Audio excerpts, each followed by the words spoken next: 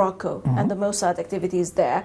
You have revealed on your blog that André Azoulay, a veteran royal counselor to both former King Hassan II and his son Mohammed VI, is also employed as an Israeli spy. Yes. And the article said that the 71-year-old Azoulay, who hails from a Jewish family from a southern Moroccan town, was a key member of the Mossad's Sayanim organization, which is, as you described, it's a worldwide network of non-Israeli Jewish operatives. How did the Moroccan authorities react to your claims? Alors, bon, d'abord, j'ai montré comment, en quoi André Azoulay était un Sayan, c'est-à-dire de quelle manière il a aidé le Mossad. Deux choses très faciles. Il a aidé Israël à devenir un pays fréquentable dans le monde arabe, puisqu'il a réussi à faire venir Shimon Peres et Yitzhak Rabin en 1985, et il a créé l'organisation Dialogue et quelque chose. Bon, Identité et Dialogue quelque chose. Bon, ça veut dire que on va dialoguer, mais sans trouver une solution véritable. Donc il a introduit dans le monde arabe, il a légitimé la présence israélienne dans le monde arabe, sans que Israël fasse quoi que ce soit. Au Maroc, si vous voulez, ça a été perçu, disons que moi, je n'ai pas une très bonne réputation au Maroc, c'est-à-dire dans les médias officiels et dans les médias mainstream. C'est-à-dire, on m'accuse d'être quelqu'un d'extrémiste, qui refuse le dialogue, qui ne cherche pas la paix. Donc, en fait, c'est leur façon de réagir. Ils ne contestent pas sur le fond. Donc, mais ils disent que c'est pas bien d'être extrémiste. Moi, je ne cherche pas à être extrémiste. Moi, je veux une vraie solution, pas les fausses solutions qu'Israël essaye d'apporter. C'est-à-dire, on discute, mais il ne se passe rien. Et donc, en fait, André Azoulay n'a jamais été inquiété, évidemment. C'est-à-dire, il est défendu par les organes officiels, par la télévision. Il est resté tout à fait, comment dire, un personnage important du régime. Donc, à part quelques organisations sur Internet, etc., ou la défense des droits de l'homme, qui ont soutenu ma position. Mais en gros, en général, tout ce que compte le Maroc officiel, les partis politiques, le palais, l'économie, etc., sont restés derrière Azoulay. But Jacob here, why or what are the real reasons behind the need of Israel to penetrate the Moroccan royal court? Bon, d'abord, ils l'ont fait déjà depuis longtemps, depuis l'indépendance du Maroc. Bon, c'est une façon de contrôler un pays arabe. Et donc, après, on a vu ce que ça a donné. C'est-à-dire, à partir des années 80, pour des raisons qu'on ignore, mais enfin qu'on peut deviner, c'est-à-dire que le Maroc a besoin de soutien diplomatique pour l'affaire du Sahara occidental. Bon, et a besoin du soutien diplomatique de l'Occident, donc de l'Amérique, de la France, etc. Le Maroc a besoin d'avoir de bonnes relations avec les institutions financières de New York. Donc, très bien. Qui dirige, qui influence ces deux domaines? Ce sont les Juifs, enfin c'est le lobby juif. Donc, c'est important d'avoir, comment dire, un pays arabe qui va se rapprocher d'Israël, qui va défendre Israël, qui va défendre... Parce que de quelle manière avance Israël?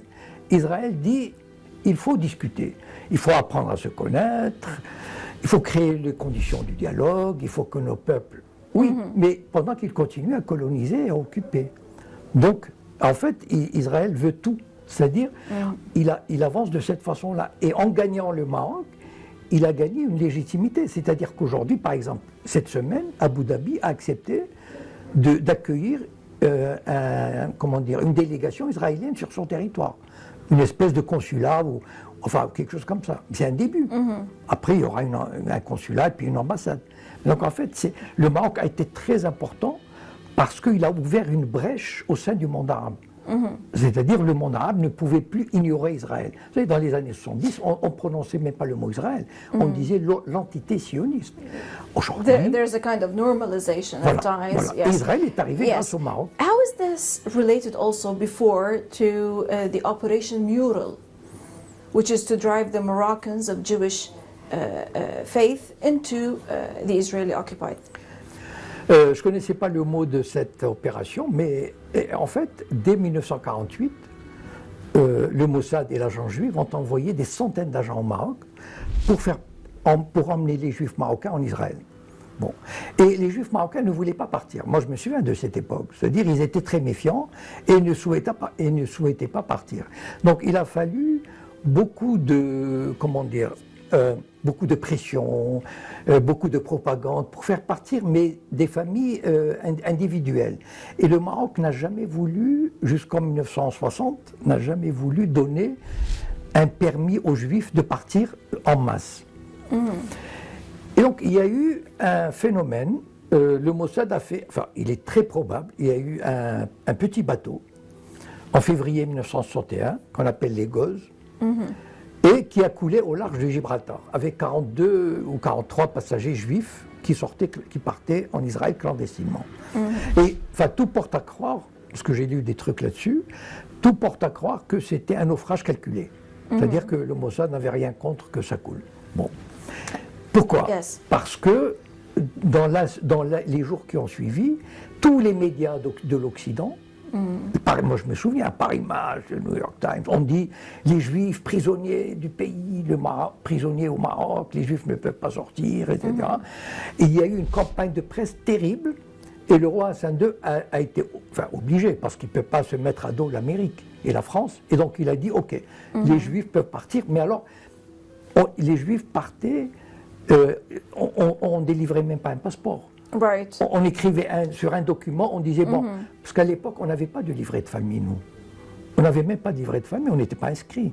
Right. On était vraiment on vivait dans un peu, je sais pas, comme à une époque. Et donc les familles remplissaient une feuille et disaient voilà, on a 8 enfants. Right.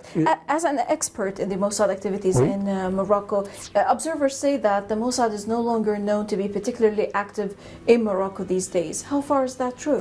Non, il est très actif. Très actif. Très actif. Et même, il y a quelque chose qui se passe en ce moment et qui n'est pas très connu mais qui commence, c'est que le Mossad, ça c'est peut-être une nouvelle pour vous, c'est que le Mossad agit beaucoup dans les régions berbères. Et ils tentent d'attirer des berbères en leur disant par exemple vous avez un ancêtre juif ou bien vous allez venir étudier en Israël, ou de créer des jeunes, ils s'adressent à des jeunes berbères dans la zone de Rachidia, etc. De créer des frictions entre les berbères et les autres. Donc en fait le Mossad il va même très loin, c'est-à-dire il essaie de créer des tensions au sein de la société marocaine, et peut-être qu'au Maroc les gens soit ils ne sont pas conscients, soit ils ne veulent pas le dire, et très probable que c'est la deuxième raison qui compte. Et malheureusement, je crois que le Mossad ne lâchera pas de sitôt le Maroc, parce que c'est un pays très important de par sa situation géographique et de par son influence. Et je crois que, non, ils sont très actifs et ils continueront à l'être. Right, Mr. Jacob, we're going to stop now for a short break, and then afterwards we're going to detail a bit on the phenomenon of Dieudonné. Okay. Right, after the break. إذا فاصل قصير ونعود، لا تذهبوا.